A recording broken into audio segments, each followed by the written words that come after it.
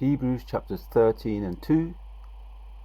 Be not forgetful to entertain strangers, for thereby some have entertained angels unawares.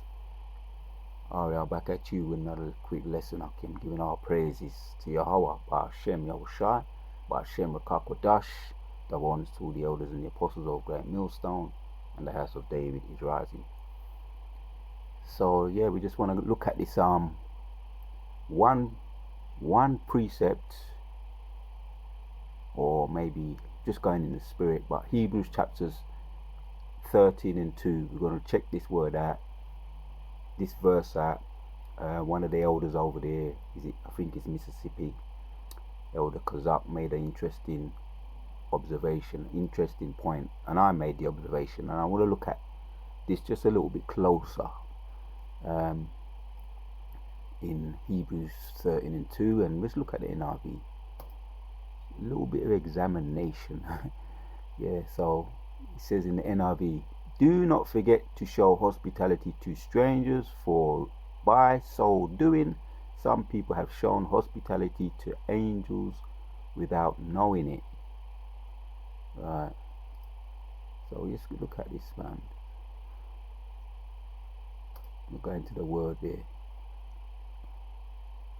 which when the elder was mentioning it, I kind of knew, but I said, let me just check, and an opportunity to go into some Strong's words. G32, angelos,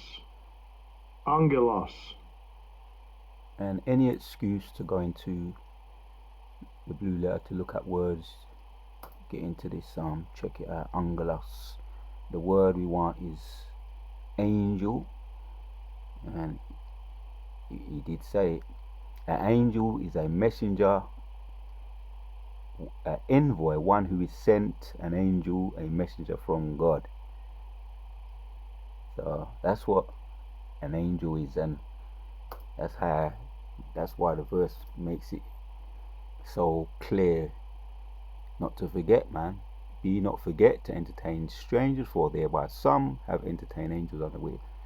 That person or angel that you think is a stranger might well be an angel. And doing what?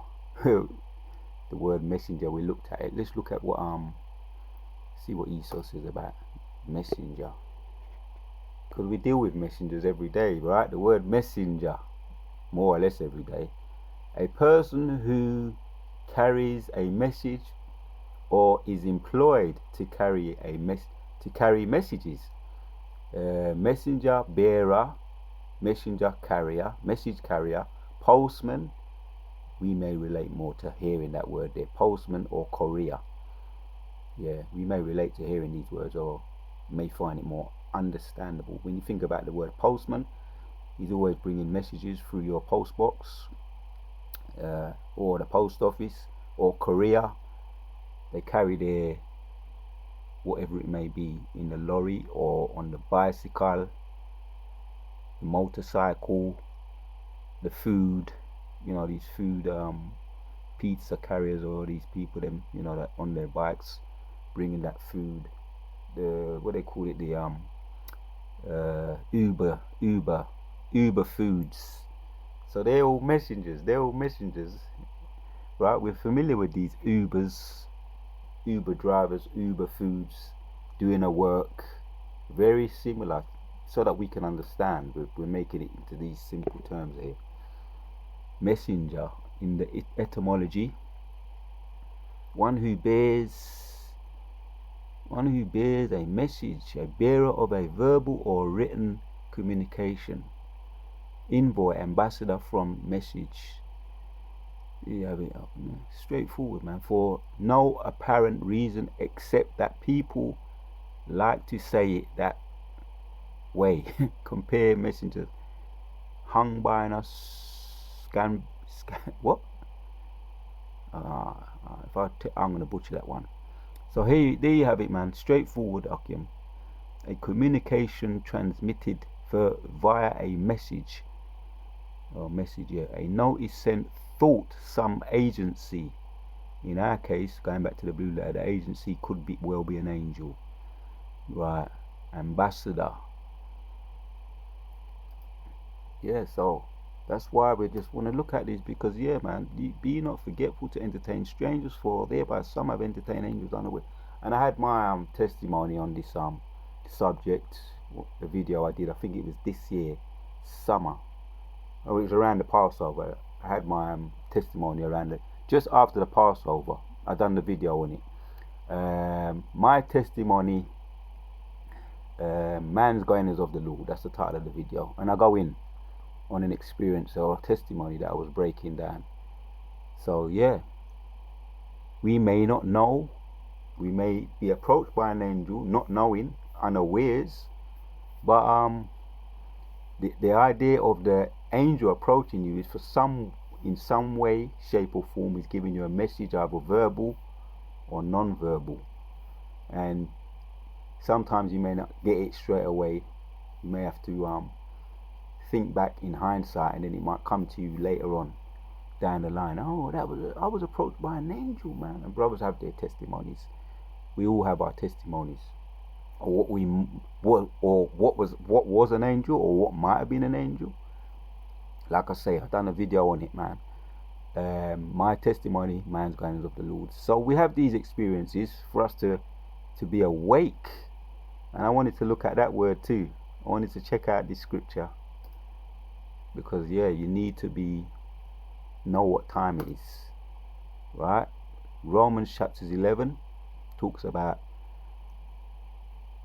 and do this knowing the time, that now it is high time to awake out of sleep, for now our salvation is nearer than when we first believed.